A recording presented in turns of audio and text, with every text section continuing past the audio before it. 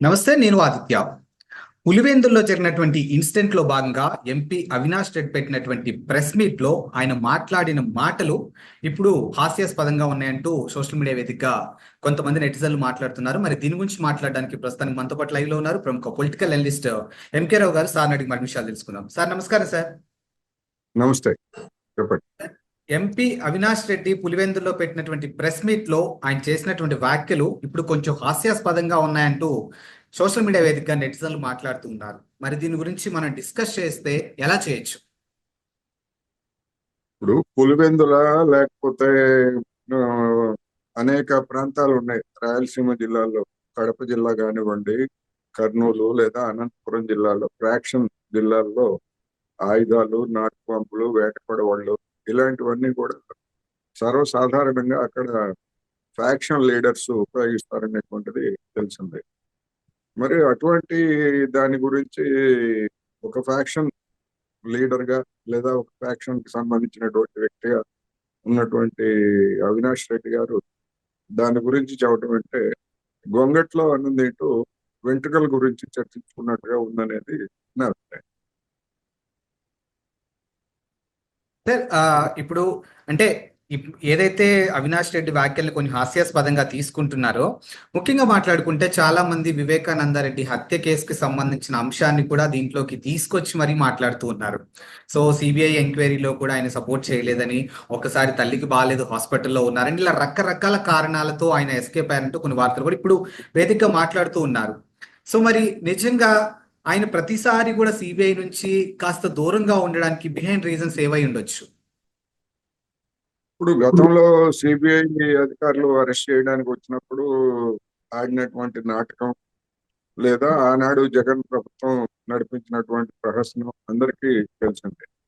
ఇవాళ ఆంధ్ర రాష్ట్రంలో మారిపోయినటువంటి పరిస్థితుల పూర్వరంగంలో అలాంటి నాటకాలు వేయడానికి లేదా ఆ విధంగా తప్పించుకోవడానికి అవకాశం లేదనేటువంటి మనం స్పష్టంగా కనిపిస్తాం.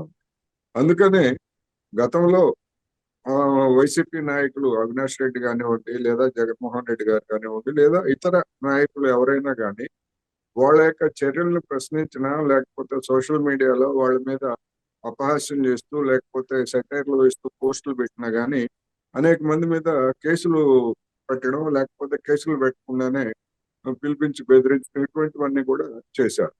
ఇప్పుడు వాళ్ళ అధికారం పోయిన తర్వాత గతంలో వాళ్ళు వ్యవహరించినటువంటి తీరు మీద సోషల్ మీడియాలో ఆ విధమైనటువంటి సెటైర్లు లేకపోతే ఎక్సెక్కాలు రావడం అనేటువంటిది అదేమి వింతగా ఏమి నాకైతే అనిపించలేదు. అందువలన దాన్ని వాళ్ళు ఏ విధంగా పాస్ చేస్తారు, లైట్ గా తీసుకుంటారా, లేకపోతే గతంలో మాదిరే కక్షపూర్తంగా కేసులు పెట్టడం ఇట్లాంటివి చేస్తారా ఏమిటనేటువంటిది మనం చూడాల్సి. అంతకు మించి వాటికి పెద్ద ప్రాధాన్యత లేదనేది కూడా నా అభిప్రాయం. అందుకని ఆయుధాల గురించి, లేకపోతే వేట కొడవళ్ళ గురించి, హత్యల గురించి రాయలసీమలో అటువంటి పనులు చేసినటువంటి పార్టీకి చెందిన వాళ్ళుగా ఎవరైనా మాట్లాడితే వాటిని జనం ఇదే విధంగా చూస్తారనేది ఒక గుణపాఠంగా మిగిలిన పార్టీల్లో ఉన్నటువంటి అటువంటి నేతలు కూడా దీని ఒక గుణపాఠంగా తీసుకోవాల్సినటువంటి అవసరం ఉందనేది ఈ సందర్భంగా మనం చెప్పుకోవచ్చు. ఎస్ సార్, చెప్పండి. ఇప్పుడు వైఎస్ఆర్సీపీ అధికారం కోల్పోయిన తర్వాతకి ఒక విధంగా అవినాష్ రెడ్డి ఆ దూకుడుతనం కానీ ఆ దూకుడు స్వభావం కానీ కాస్త తగ్గిందని, బికాజ్ వివేకానంద రెడ్డి హత్య కేసులో ఆయన ఎక్కడికి లోపలికి పంపిస్తారన్న ఒక భయంతో ఆ దూకుడు తగ్గిందని ఒక వార్త అయితే, అవినాష్ రెడ్డికి ఈ రోజు బీజేపీ సపోర్ట్ ఉంది, అందుకే కూడా ఇప్పటికీ కూడా అవినాష్ రెడ్డి ఆ కేసులో తప్పించుకొని తిరుగుతున్నాడంటూ కొన్ని వార్తలు కూడా వినిపిస్తూ ఉన్నాయి. మరి దీన్ని ఎలా చూడొచ్చు? ఇప్పుడు అవన్నీ ఊహాగానాలు కావచ్చు లేదా వాస్తవాలు కావచ్చు. ఏమైనప్పటికీ ఆయన బెయిల్ మీద ఉన్నాడు. ఆ బెయిల్ కూడా కండిషన్ బెయిల్. ఆ కండిషన్లు పూర్తి చేసినంత వరకు ఆయన అరెస్ట్ చేయడం కానీ అటువంటిది ఏమీ జరిగేటువంటి అవకాశం లేదు. అందువలన ఆయన మీద నమోదైనటువంటి కేసుల్ని ఎంత వేగంగా విచారణ జరిపి నిజానిజాలను అంత వేగంగా తేలిస్తే జనానికి కూడా ఉన్నటువంటి అనుమానాలు కానీ లేకపోతే ఇవన్నీ కూడా తొలగిపోతాయి. లేనట్లయితే లేనట్లయితే ఇదే విధమైనటువంటి కుట్ర సిద్ధాంతాలు లేకపోతే కుట్ర కోణాలని అనేక మంది కావాలని కావచ్చు లేదా వాస్తవంగా కూడా ఉండొచ్చు వాటిని ప్రవేశపెడతారనేది మీడియాలో మనం చూడాలి. కానీ ఆ, కోర్టు ఇప్పుడు న్యాయ వ్యవస్థ మీద ఒక విధంగా చెప్పాలంటే బంతి న్యాయ వ్యవస్థ కోర్టులో ఉంది. వాళ్ళు ఎంత వేగంగా దాన్ని ఆ విచారణ పూర్తి చేస్తే అంత వేగంగా ఆ కేసు ఒక కొలిక్కి వస్తుంది. నిందితులుగా తేలడానికి లేదా నిందితులుగా వాళ్ళ మీద ఉన్నటువంటి అభియోగాలకి అవసరమైనటువంటి రుజువుల్ని అధికార యంత్రాంగం ప్రవేశపెడితే వాటిని పరిగణలోకి తీసుకొని కోర్టు శిక్షించడం కానీ, లేకపోతే పేలవంగా ఉండి లేదా ఆధారాలు లేకపోతే ఆ కేసును కొట్టేయడం కానీ ఏదైనా జరగవచ్చు. మనం ఏమి ఊహించి చెప్పలేము.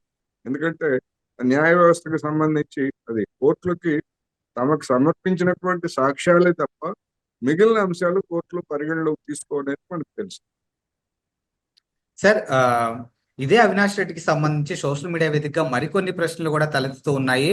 సో ముఖ్యంగా చూసుకుంటే వివేకానంద రెడ్డి హత్య కేసులో అవినాష్ రెడ్డిని వెనకేసుకొచ్చి సాక్షాత్తు చెల్లెనటువంటి షర్మిలాని, సునీతారెడ్డిని కూడా పక్కన పెట్టినటువంటి జగన్మోహన్ రెడ్డి విషయంలో ఈరోజు తిరుమల లడ్డు వ్యవహారంలో ఆరోపణలు ఎదుర్కొంటున్న జగన్మోహన్ రెడ్డికి అవినాష్ రెడ్డి ఎక్కడ సపోర్ట్ చేసి మాట్లాడినట్టు కానీ, లేకపోతే అసలు లడ్డూలో కల్తీ జరగలేదన్నట్టు మాట్లాడినటువంటి సందర్భాలు కూడా పెద్దగా లేవన్నట్టుగా మాట్లాడుతూ ఉన్నారు. మరి ఈ విషయంలో అవినాష్ రెడ్డి ఎందుకు అసలు సైలెంట్ గా ఉంటున్నారు?